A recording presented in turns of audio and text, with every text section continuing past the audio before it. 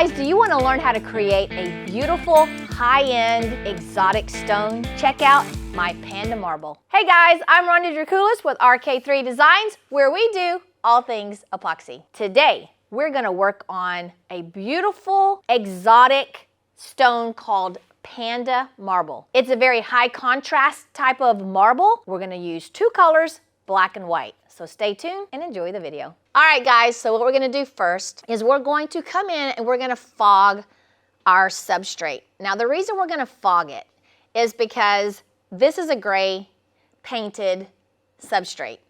I was going to do another video, but I decided to do this video and my substrate was already gray. So instead of having to repaint the whole thing, I'm going to let this gray almost play into my design. But I am going to fog it with some white. I'm going to fog my edges so that as that epoxy rolls over, we all know that the thinnest part of our epoxy is going to be right there on the edge. So if I have a really dark edge and my white epoxy rolls over that really dark edge, you're going to see that dark edge ghost through. So by fogging it with the white, then I'm taking less of a chance that you'll see that gray. Now in other areas, I'm going to let that gray kind of peekaboo through. Now I know that I'm going to really be tinting my epoxy very opaquely. So I'm not really too worried about being able to see what's on the actual surface. But just in case, we're going to go ahead and fog the surface as well. All right, let's get going.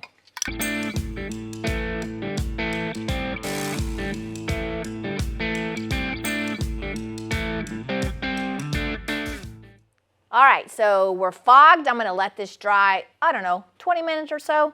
And then we're going to come in with our black and our white. Now, on this particular finish, I'm going to go 4 ounces per square foot instead of our normal 3. The reason I'm doing that is I want these colors to stay very distinct and have high contrast. So I don't want a lot of moving out, but I don't want to use as much product as if I were doing, say, a dirty pour. I think that's overkill. So at 4 ounces per square foot, we'll get just enough movement and we'll see how it goes. All right, so I have my epoxy mix. I have about 50-50 on my amount. With our white, we're using the Just Resin Titanium.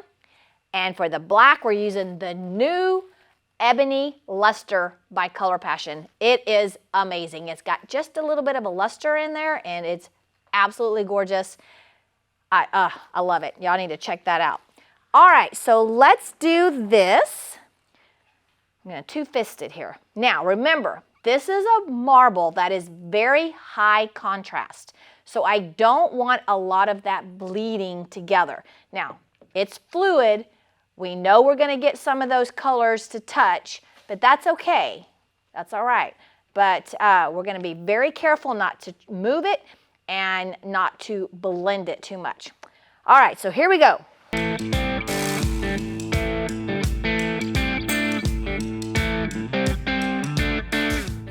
Now, what I'm going to do is I'm going to let this set for just a little bit, and I'm going to let it start to move. At this point, if I tilt it, I don't have to worry about it running into anything else.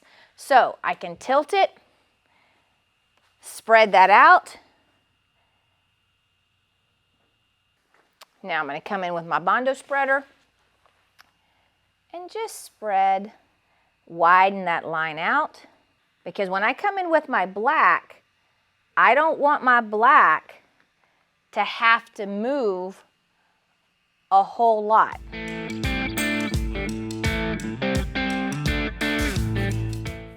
As I pass, each time I just get a little bigger and bigger.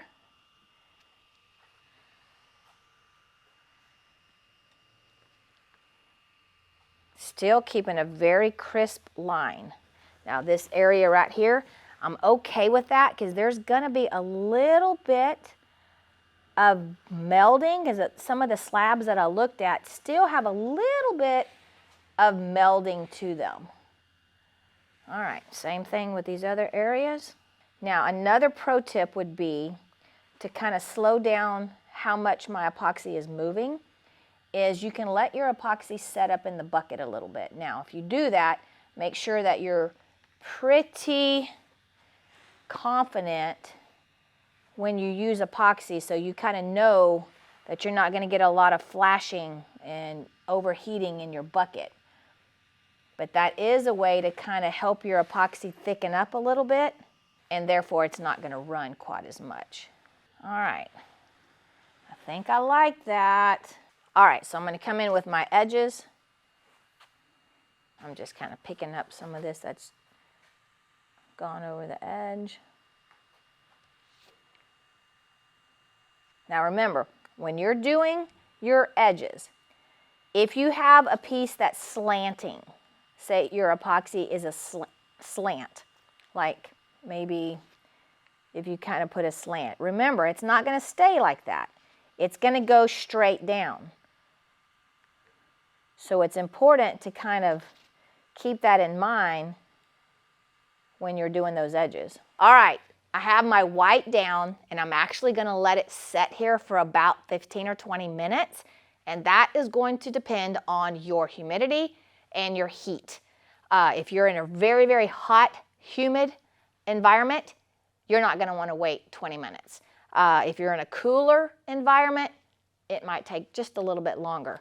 But by waiting, this epoxy is going to kind of move, and I'm going to have very distinct lines where I'm going to come in with my black. Now, what you could do, if you're not real confident about when to have your epoxy out of the bucket, is actually mix up your white first. As it's setting up, go mix up your black. All right, I've got mine in the bucket. I'm going to really watch it, pay attention, make sure it doesn't get too hot, and then we'll come back and we'll do our black. All right, stay tuned. So, hasn't been quite 20 minutes, more like 10 or 15, but we're going to go ahead and move forward. I have my ebony luster, and here we go. We're going to pour it down the middle now. We're not going to go pour it right next to our white, because remember, our black's going to move a little, and we can always come back and add some more.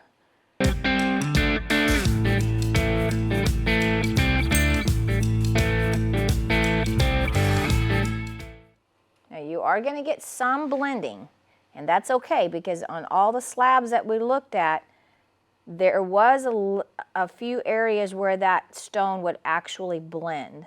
All right, so now we get to play with our little stick and kind of softly start to get these to meld. Now, realize, guys, we're working with a fluid material.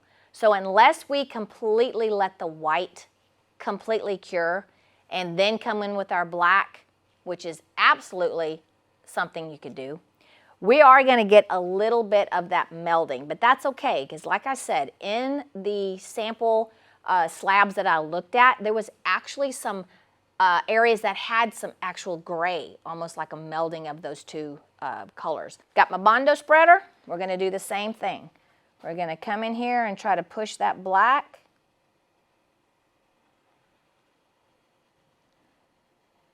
Try to get it as close to that white as we can, knowing that it's going to move on its own a little bit. Probably, ooh, I like that. A little bit of white streak got in there, and I really kind of like that. That's kind of cool looking. So for my bigger areas, I'm going to use my Bondo spreader. For my smaller areas, I'll use a stick. So I'm going to kind of come in there and push this color in.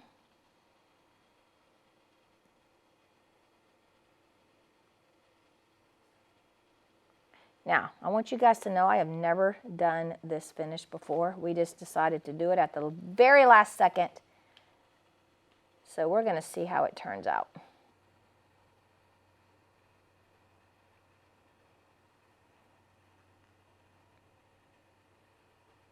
And the thing about it is I'm not worried at all about this starting to set up, because actually the more it sets up, the easier it is going to be for me to create that look that I'm going for, which is that real distinct, high contrast, two-part.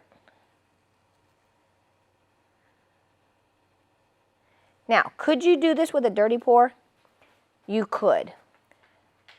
My concern is that you would get a little bit too much melding with your dirty pour, and you're using twice as much epoxy. So I'm just seeing if I can maybe get this with using less epoxy. And you know what? We might not. Ebony luster is absolutely gorgeous. All right, so here's one of those areas where my black kind of went out of its boundary, but I really like that because I drug my stick through there and just brought a little bit of that white, and we got a subtle melding of the two colors, which was really pretty.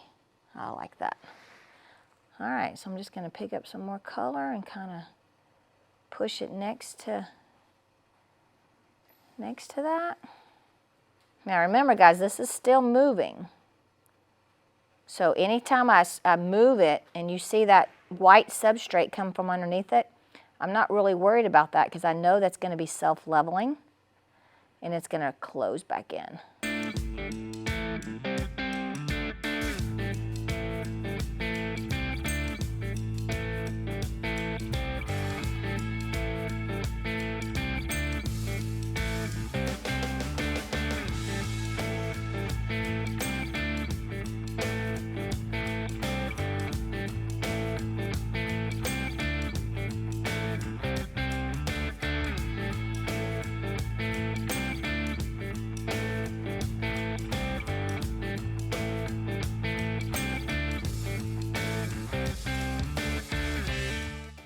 But I kind of like this look with our kind of softly blended. I kind of like that actually. All right, we'll come back to that after it quits moving a little bit. All right, so now where we're starting to get some bleed, I'm going to just push out that epoxy.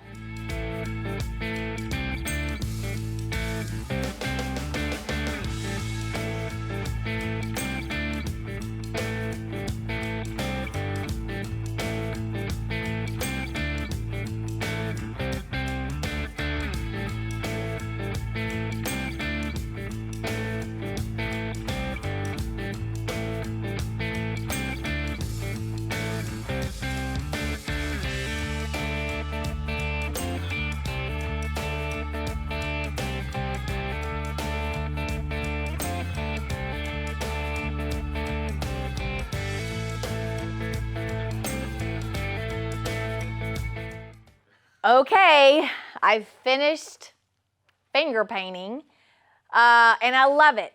Now, is it the exact look I was going for? No, but I absolutely love it. I really do like it. The Color Passion and the Just Resin products, as they're melding, they're kind of creating some really cool cells. So that made me think, hey, I really kind of like that look.